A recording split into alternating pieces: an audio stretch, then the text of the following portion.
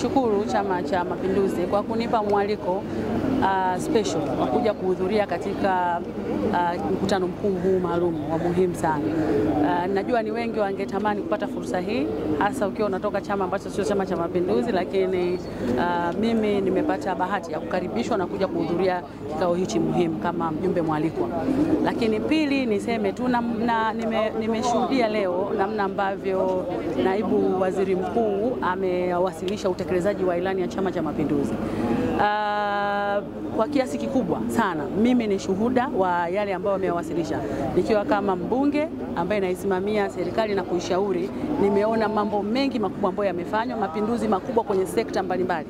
Kwenye sekta ya kilimo pesa nyingi zimepelekwa, mapinduzi makubwa yamefanyika. Sekta ya afya mapinduzi ni makubwa yaliyofanyika.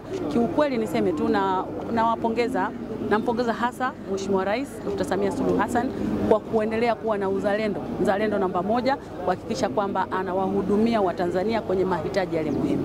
Lakini pia niipongeze serikali kwa ujumla. Ilikuwa ni vuta ni kuvute kwenye hii miaka mitano tukiwa bungeni, lakini mengi ambayo sisi kama wabunge tumeshauri wameyachukua, wameyafanyia kazi, na ndio maana leo tuko hapa tukisherehekea pamoja utekelezaji mkubwa wa ilani ya Chama cha Mapinduzi, mipango ya maendeleo ya serikali na maoni ya wadau mbalimbali.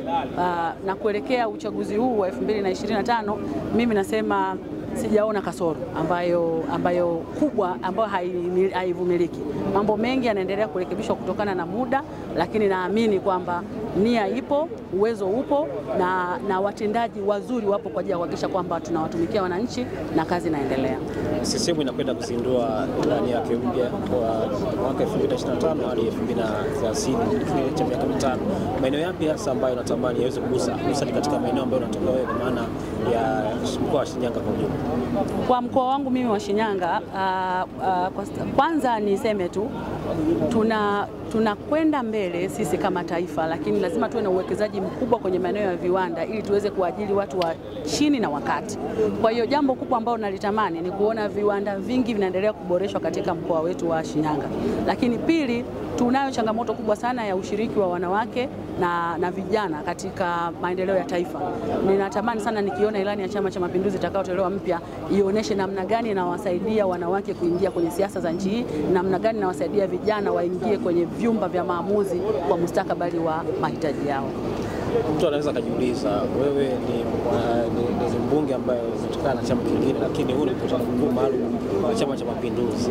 Nini ambacho kimekushawishi na kwa nini uko kwenye mkutano wa CCM? Jambo ambalo linaweza kuangaliwa si la kawaida. Ni kweli, unaweza kuona hivyo, lakini nikwambie ukweli, kama tumekubaliana sisi kama nchi tunajenga nyumba moja, ni lazima tufanye kazi pamoja. Kuja kwenye mkutano huu mkuu, kwanza nilitaka nijifunze namna ambavyo wenzetu wanafanya kazi. Yaani huwezi kujifunza kutokana na makosa yako mwenyewe. Nimeona ubunifu mkubwa ambao unafanyika, hiyo mosi. Lakini pili, hakuna mtu yeyote anaweza kubishana na kazi kubwa ambayo imefanywa na chama ambacho kiko madarakani. Kwa hiyo mimi nimewiwa kuhudhuria na kuona yale maendeleo makubwa ambayo chama kinakifanya katika nchi yetu. Yeah. Mwelekeo wako ni upi kisiasa? Unakwenda kwenye uchaguzi mkuu hivi karibuni. Bunge bado mwezi mmoja tu, mmevumilia sana kusubiri kuona msimamo na uelekeo wangu wa kisiasa. Bado mwezi mmoja tu, tarehe 27 tunavunja bunge na kila kitu kitajulikana, nani anakwenda wapi. Lakini ninachokifahamu ni kwamba mimi ni mbunge, nitarudi bungeni kwa ajili ya kuwatumikia Wanashinyanga kwa ujumla na taifa. Tutarajie kuona ukigombea kupitia CCM? Bado natafakari. Hilo nipe sasa muda nione, na naendelea kufanya research. Tarehe 27 mtapata majibu. Kabla tarehe 27. Iko hivi, kila sherehe ina sare zake. Hii sherehe inaitwa mkutano mkuu wa Chama cha Mapinduzi. Huwezi kuja na sare nyingine. Sare yao ni kijani na nyeusi. Kwa hiyo hii ni sare ya mkutano. Yaani huwezi, unanielewa sijui. Harusi yako ukishasema tuvae nyekundu na black rafiki, hatuwezi kuja tumevaa rangi tofauti. Kwa hiyo kwanza ya siasa ni imani na ni falsafa. Sio mavazi. Yaani mavazi ni kitu cha kawaida sana. Imani yako na falsafa yako inakutuma nini? Mimi nimekaa bungeni miaka 10. Watu wengi wanaonifuatilia wanajua falsafa ya Salome ni nini. Taifa langu kwanza, uzalendo kwanza, maslahi ya umma kwanza. Hiyo ndo falsafa yangu. Kwa hiyo kama mtu ataamua kutafsiri mavazi na sio falsafa, hiyo sasa ni maamuzi yake.